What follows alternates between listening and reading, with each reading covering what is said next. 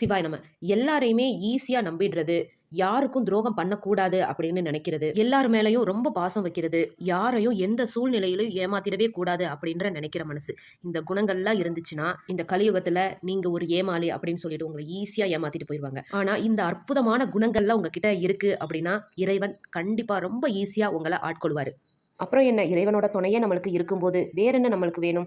ஏமாத்துறவங்க, துரோகம் பண்றவங்க இப்ப நல்லா இருக்கிற மாதிரி தான் இருக்கும். ஆனா அவன் செய்த பாவத்திற்கும் துரோகத்திற்கும் ஏற்பட்ட அந்த கர்ம வினைகளை அவன் அனுபவிக்க ஆரம்பிக்கும் போது ரொம்ப கஷ்டப்படுவான். அப்ப யோசிப்பான், இவங்களுக்கு நான் அப்ப செய்த பாவம் இப்ப எனக்கு கடவுள் சரியான தண்டனை கொடுத்துட்டாரு அப்படின்னு சொல்லிட்டு. அப்ப கடவுள் கூட அவங்களுக்கு உதவி பண்ண மாட்டாங்க. அதனால தான் எப்பயுமே உங்களை ஏமாத்திட்டாங்களா, உங்களை முதுகுல குத்திட்டாங்களா, துரோகம் பண்ணிட்டாங்களா, கவலையே படாதீங்க. இறைவன் ஒருத்தன் பார்த்துட்டு இருக்கான். எல்லார் கண்ணையும் மூடிட்டும் தவறு பண்ணிடலாம். ஆனா கடவுள் கண்ணை மூட முடியாது இல்லைங்களா? அவன் பார்த்துட்டே இருக்கான்.